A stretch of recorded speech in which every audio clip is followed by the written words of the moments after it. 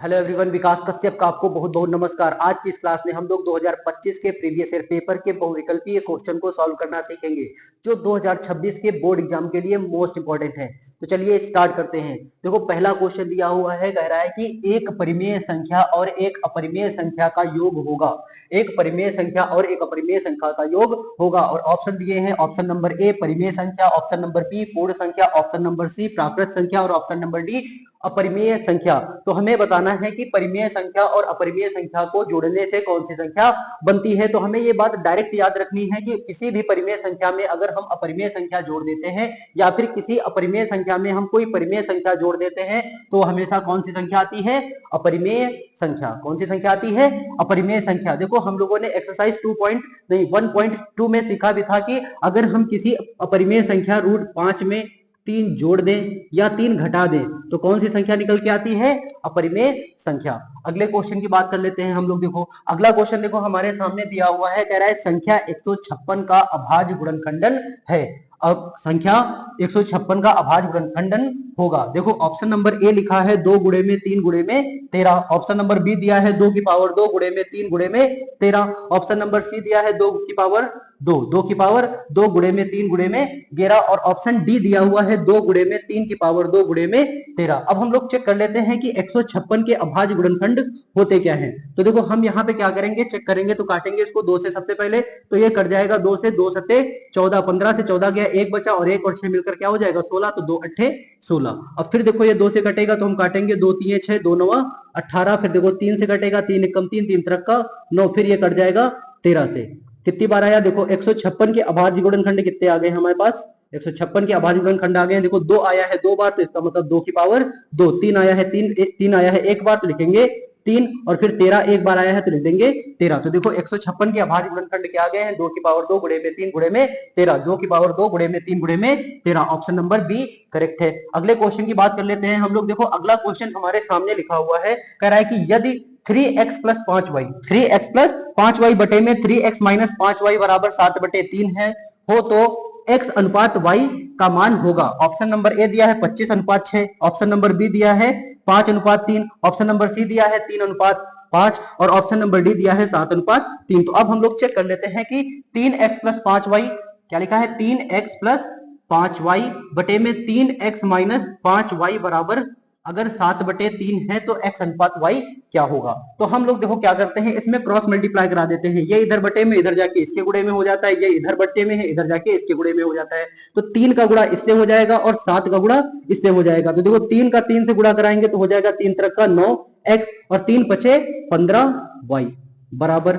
यहाँ पे देखो 7 का 3 से गुणा हो जाएगा तो 7 त्रिक 21x और फिर 7 का 5 से हो जाएगा तो 7 पचे 35y। ठीक है। अब देखो, हमें क्या करना है, x वाली टर्म को एक साइड कर लेना है, y वाली टर्म को एक साइड कर लेना है। तो देखो हम क्या करेंगे, 35 इधर माइनस का है, इधर आके कैसा हो जाएगा? प्लस का। 35 इधर माइनस का, इधर आके हो जाएगा प्लस का। और 9x इधर प्लस का है, उधर जाके कैसा हो जाएगा? माइनस का हो जाएगा। तो ये हो जाएगा 15y प्लस का 35y बराबर ये वाला 21x और ये 9x इधर प्लस का था, इधर आके कैसा हो जाएगा?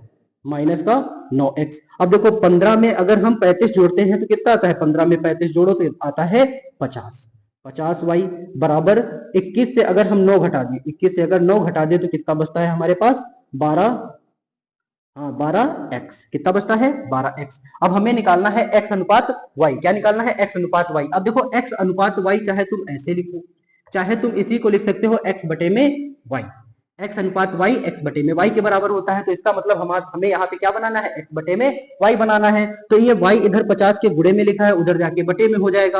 और इधर 12x के गुणे में लिखा है, इधर आके बटे में हो जाएगा। तो 12 इधर गुणे में इधर आके 50 के बटे में हो जाएगा, 50 बटे में 12 और बराबर यहाँ पे ये वाला x और y इधर 50 के गुणे में था, इधर आके x के बटे में हो जाएगा। अब देखो, इसको जब हम काटेंगे तो ये 2 से कटेगा। किससे कटेगा? 2 से। तो 2 छक्का 12 और 25 दूना 50। तो x बटे में y कितना आएगा हमारे पास? 25 बटे में 6। x बटे में y कितना आएगा? 25 बटे में 6। तो इसका मतलब क्या है? x अनुपात y हमारा आएगा 25:6। ऑप्शन नंबर चेक कर लेते हैं, कौन सा? 25:6। Option number A is the right answer. अगले क्वेश्चन की बात कर लेते हैं हम लोग। देखो, अगला क्वेश्चन हमारे सामने दिया हुआ है। तो अगला क्वेश्चन लिखा हुआ है, समीकरण 3x² समीकरण 3x² माइनस का 2x प्लस का 1/3 बराबर 0 का विविक्तकर होगा। Option number A 0, option number B 1, option number C 2, option number D कितना दिया है 3 दिया है। तो इसका विविक्तकर भी चेक कर लेते हैं हम लोग। देखो लिखा है 3x² माइनस का 2x और प्लस का 1/3 बराबर 0। अब देखो हमें पता है कि ये फ्रैक्शन बनी है तो इसको हम सिंपल में चेंज करेंगे। तो चेंज करने के लिए क्या करते हैं, इसके नीचे देखो 1 है, इसके नीचे 1 है, 1 1 3 का एलसीएम आता है 3, 1 का भाग 3 में देते हैं 3 बार जाता है, 3 का गुणा इससे कराते हैं तो कितना हो जाता है 3 3 त्रिक का 9x²।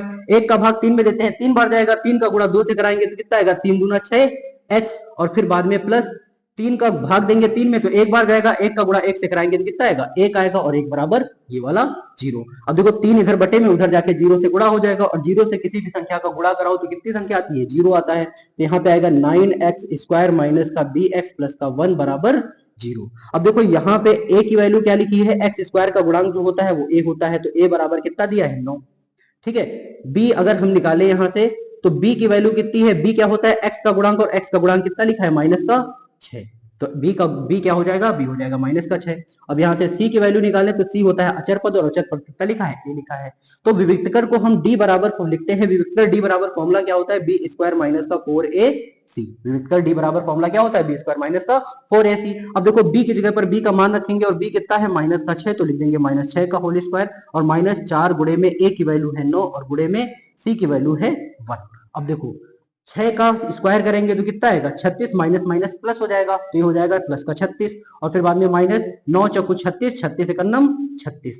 तो देखो प्लस का 36 माइनस का 36 कट के कितना आएगा 0। तो मतलब विविक्तकर का मान कितना आ जाएगा 0 आ जाएगा। तो विविक्तकर कितना है 0। Option number A is the right answer. अगले क्वेश्चन की बात कर लेते हैं हम लोग। देखो अगला क्वेश्चन हमारे सामने लिखा हुआ है, कह रहा है कि बिंदुओं 2,3 और 4,1 के बीच की दूरी होगी। ऑप्शन दिए हैं, ऑप्शन नंबर ए 2 मात्रक, ऑप्शन नंबर बी 2 रूट 2 मात्रक, ऑप्शन नंबर सी रूट 2 मात्रक और ऑप्शन नंबर डी 3 मात्रक। अब देखो चेक कर लेते हैं कि बिंदु एक दिया है, कह रहा है एक बिंदु 2,3 है और दूसरा बिंदु क्या दिया है, दूसरा बिंदु दिया है 4,1। अब कह रहा है कि इन दोनों बिंदुओं के बीच की ये वाली दूरी कितनी होगी। तो हमें पता है कि हम इसको अगर नोटेट करना चाहें तो इसे बोल सकते हैं हम x1 और इसे बोलते हैं y1, इसे बोल देते हैं x2 और इसे बोल देते हैं y2। और दो बिंदुओं के बीच की दूरी का सूत्र क्या होता है, लिखते हैं दूरी बराबर रूट के अंदर x2 माइनस x1 का whole square plus y2 minus y1 का होल स्क्वायर।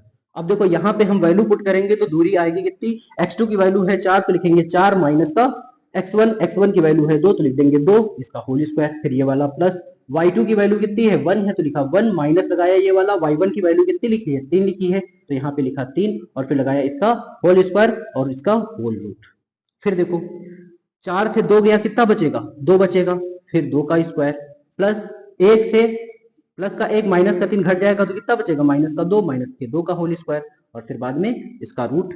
और फिर देखो 2 का स्क्वायर कितना होता है 4 होता है और माइनस 2 का स्क्वायर भी कितना होता है 4 ही होता है, इसका रूट 4 प्लस 4 कितना आएगा 8, 8 का रूट। अब देखो 8 को हम क्या लिख सकते हैं, क्या 8 को हम 4 गुणे में 2 लिख सकते हैं, 8 को हम क्या लिख सकते हैं 4 गुणे में 2 लिख सकते हैं। और अगर 8 का रूट है तो 4 गुणे में 2 का भी रूट हो जाएगा। अब देखो 4 का रूट कितना होता है 2 होता है तो 4 अपना रूट निकालेगा और 2 बन जाएगा, 4 रूट से निकल के कितना बन जाएगा 2 बन जाएगा और रूट के अंदर कितना बचेगा 2। तो यहाँ पे देखो दूरी कितनी आ जाएगी, दूरी आ जाएगी 2 रूट 2। तो देखो यहाँ पे कौन सा ऑप्शन है, ऑप्शन नंबर बी 2 रूट 2।